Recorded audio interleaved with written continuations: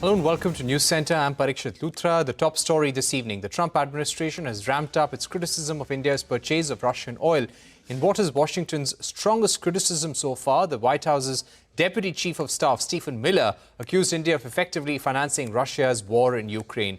The senior Trump aide said that US President felt that New Delhi's actions were unacceptable. In fact, US President Donald Trump has continued to threaten to impose secondary sanctions on buyers of Russian oil.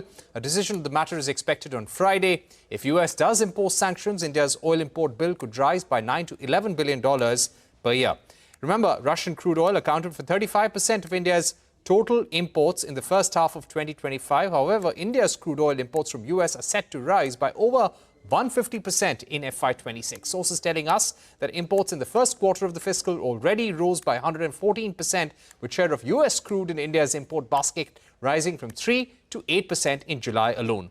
Furthermore, government sources maintain that India's purchase of Russian oil is critical to maintaining price stability. Sources added that India followed international protocols while buying from Russia.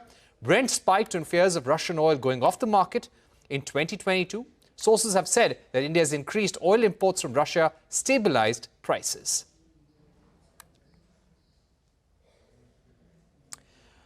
All right, let me go across to our guests at this point. We're now joined by Gaurav Moda, partner and head of the energy sector vertical at EY, and Prashant Vasisht, who is senior vice president of ICRA. Prashant, what would be your estimate on the spike in India's crude oil bill if we had to increase imports from the United States and reduce our reliance on Russian crude? Parikshit, if we were to buy market price crude in place of the discounted Russian crude, our estimate is that the import bill would rise by less than 2%, because as it is now, the discounts are quite low, in just about $2.5 to $3 per barrel. And Gaurav, your own estimate? Parikshit, I think there are three aspects to take into account here before we come to a number. Aspect one is that India's crude imports are fairly diversified now. We import from South America, the US itself, as well as other geographies all over the world. So that diversified sources helps us balance our averages. Second, most important aspect also is that the crude prices last year were averaging $75 a barrel. They went down to $60. Now they're $65, $66. So it's not like the crude pricing has gone completely out of whack in the market. Third aspect also is that India has been preparing for these kind of situations, not just now, but over the past several years, where we've increased our domestic inventories of crude. All PSUs are doing that. And we have strategic reserves and caverns where we store. So the question is not necessarily how much will be the direct impact on India's buying pricing, but more in terms of how we can stabilize and manage the market. Right. Now, let me ask you, what would be India's options, Prashant, if we had to stop import of Russian crude oil in case the United States imposes sanctions on Russia and imposes secondary sanctions on countries like India and China if they were to purchase Russian oil? Right. So, the first thing that we need to remember is that prior to 2022, our imports of Russian crude were in any case quite low, at less than 2%.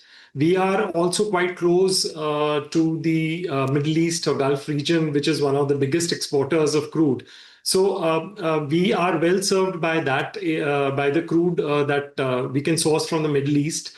Besides that, there are several other options, US being one. Then there are a host of African countries, Algeria, Nigeria, and so on. So our crude basket has been fairly diversified, and we can obviously go back to some of these sources for replacing the Russian crude. Right. And Gaurav, when it comes to getting a comparable oil bargain, currently the reason why we're buying from Russia, and this is right now, the Russian crude is the biggest in India's crude import basket.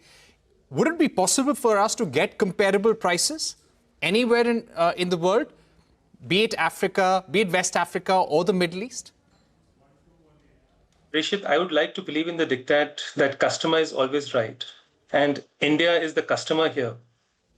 So this, in fact, is an opportunity for the selling countries to vie for more share of the Indian market if there is a replacement that's coming up. So I would anticipate that there could be further negotiations and bargain on the table for multiple countries to look at the Indian market. And as I said, we've been doing business with many of them. There are enough options on the table.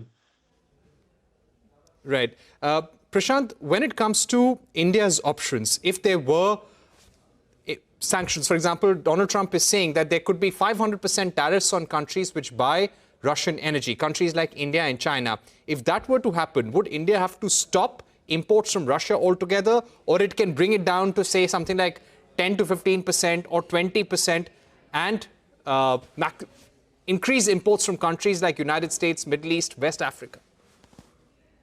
So see, if there is a very definitive big sanction tariff, then possibly India could reduce the proportion of the Russian crude. But what is also pertinent to note is that in case the Russian crude is, entirely priced out of the market because of sanctions or whatever reason, that accounts for about 7% of the global crude and petroleum products consumption. So where will the prices go? So that is the other factor. But in case we decide as a country to cut down the crude, there are several other options as well. There are other options as well. If I can get you in, Gaurav, once again. Now, India has been diversifying its crude import basket. Overall, what kind of pressure would India be in terms of Russian crude oil being wiped out from the market, India not being allowed to buy Russian oil altogether? If you look at the last 10 years or 15 years or 20 years average, we've bought enough crude from so many countries. The percentage of crude sometimes has gone much higher from West Asia, sometimes from South America, even Africa. So it's not that, we've not been in these kind of situations. Even if one portion of the crude supplies get completely wiped out, if at all, there are enough options in the market for us to keep feeding in the crude requirements. Having said that, Parikshit, what I would like to bring to the table is that India still imports more than 80%. At some point, it even got to 85, 86% of the crude requirements. In doing that, we are still hitting a very large import bill. Having said that, the current government, Honorable Prime Minister, and even the MOPNG Minister are opening up the Indian markets for much more exploration and development activities for extracting oil from India's own oceans, whether it's the Bay of Bengal side or the Arabian Sea side. So I, in fact, see an opportunity which could be a win-win, where a number of the Indian Bay of Bengal areas have been opened up from no-go zones to open ENP zones, where there is opportunity for US and India to, in fact, collaborate to search and extract that oil, which may be beneficial for both markets. So this could actually be an opportune time to do both, not just thinking short term, that how do we diversify and take care of our immediate needs, but also to really extend hands with each other and do much more together. Right. Prashant, if I were to ask you, now we've been learning from sources that India's crude oil and energy imports from US have more than doubled in FY26, and Indian companies are likely to increase their crude oil imports from the United States by 150% year on year in FY26. If we speak about this full fiscal, what do you think would be the value of our imports from the United States? At the start of this year, Foreign Secretary Vikram Misri had said in February that India is likely to purchase $25 billion worth of oil and gas from the US. Would there be any estimate that you may have as to how we may finish the entire year in terms of our purchases from the US? So yeah, certainly to reduce the budget deficit, to reduce the trade imbalance or the surplus that we enjoy with US, possibly one of the levers is to increase the energy purchases from them, including LNG and crude. I would not be able to pull out a number, but currently we are at about 6 to 8%, and that number can significantly increase. Additionally, a lot of our oil and gas companies are also looking at long-term LNG. And as we speak, US, there are about 6 to 7 projects that are coming up in the US. And US LNG being Henry Hub priced, is quite attractive vis-a-vis the Brent-priced LNG these days. So a lot of our companies are seriously looking at LNG deals with the US companies also. Right. What happens to the long-term contracts with Russian entities? If I were to put that question to Gaurav, what happens to that in the wake of sanctions? This month, we have seen a drop in imports from Russia, but it's still quite high, in the range of 35 to 36%. Going forward, what will happen to the long-term contracts if by Friday Donald Trump does announce those secondary sanctions? Parikshit, it's difficult to comment on long-term contracts which are one-on-one, government to government, or company to company on current basis. We'll have to get into details on evaluating what are the inbuilt penalties for such long-term contracts, or what are the flexibilities in providing volumes on such long-term contracts, immediate versus near future. So it may be a question of playing the balancing act on long-term contracts wherever applicable, but difficult to comment directly at the moment. Having said that, Parikshit, what I would add is that this mutual win-win, which even Prashant spoke about, is generally possible in the energy sector for US and India. I spoke about the E&P aspect already. Prashant spoke about the gas, the LNG aspect. There is also the third aspect around renewables, electric vehicles, exchange of technology, and market access to all of that. And there is a fourth angle as well, where India is growing in terms of its need for data centers and data available within our national sovereignty. Number of US technology majors are buying that market into India.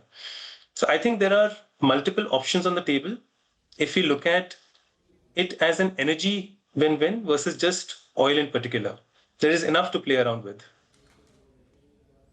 Right. Thank you very much, Gaurav Moda and Prashant, for joining us. So clearly an uncertain situation, but the answer would be diversification of crude imports, which India would be doing over the next few months. So we will have more long-term contracts with the US, but that doesn't mean the US can be the only supplier. We will have to ramp up significantly with the Middle East, from West Africa and other nations as well. We're taking a short break, but coming up, Vietnamese EV maker VinFast has opened its first assembly plant in Tamil Nadu. A special conversation with Pham San Chao, CEO of VinFast Asia, on the company's India plan. Stay tuned.